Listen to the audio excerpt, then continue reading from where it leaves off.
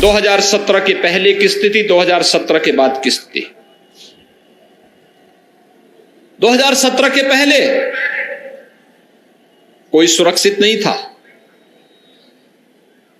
बेटियां स्कूल नहीं जा पाती थी, अराजकता का एक मंजर था, विकास की योजनाएं ठप पड़ी थी, गरीबों को शासन की योजनाएं नहीं मिल पाती थी, विकास का पैसा इत्र वाले मित्र के घर में आरसीसी की दीवालों में कैद हो जाता था।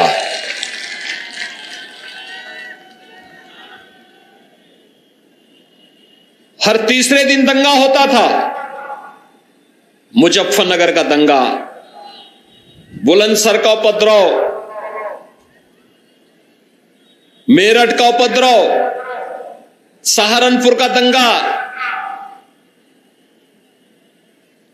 बरेली, मुरादाबाद, रामपुर और कौन कौन कस्बे थे, कौन कौन नगर थे जहां दंगे नहीं होते थे। मुख्यमंत्री के सिर के नीचे लखनऊ में दंगे होते थे, लेकिन दंगाइयों के खिलाफ कार्रवाई नहीं होती थी। उन दंगाइयों के खिलाफ सपा की सरकार रही हो या बसपा की सरकार, उनकी संवेदना दिखती थी कि इनकी संवेदना उन दंगाइयों के प्रति है, दंगा पीड़ितों के प्रति नहीं।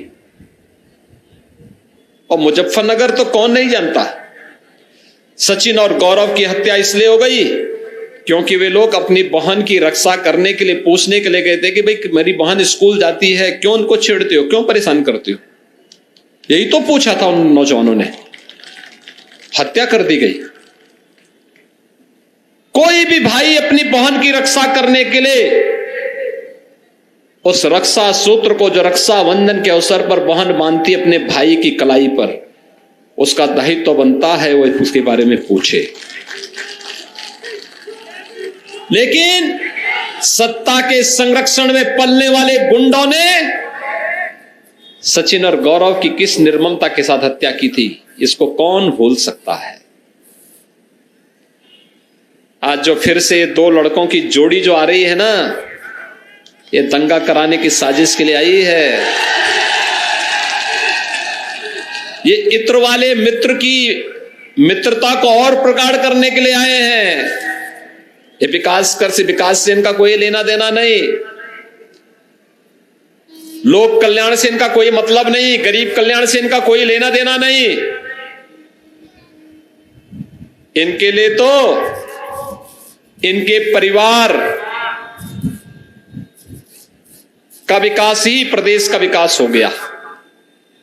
और जब हमारी बात करते हैं तो हमारे लिए प्रदेश की 25 करोड़ जनता के चेहरे पर खुशहाली ही हमारी खुशहाली है।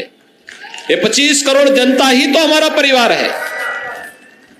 अनवरत यात्रा चलती रही। पहली बार आपने देखा होगा दंगाइयों के पोस्टर भी चौराहे पर लगते हुए देखे होंगे। उससे वसूली होते हुए भी देखा होगा, और दंगाइयों को और पेशेवर अपराधियों को अपने गले में तख्ती लटका करके चलते हुए भी देखा होगा कि कैसे बकस दो एक बार बस। ये जो अभी चुनाव की घोषणा के बाद फिर अपने बिलों से निकल करके बिल बिला रहे हैं ना, ये गर्मी 10 मार्च के बाद फिर 24 घंटे के अंदर शांत हो जाएगी।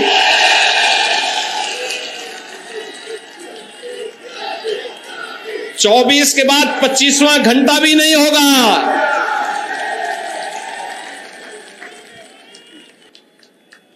सपा बसपा की सरकार में तमंचे की फैक्ट्री लगती थी और हम लोग डिफेंस कॉरिडोर दे रहे हैं। डिफेंस कॉरिडोर, यहां जो तोप बनेगी और यहां का नौजवान जब उस तोप के ऊपर चढ़ करके पाकिस्तान की सीमा में उसको दहाड़ेगा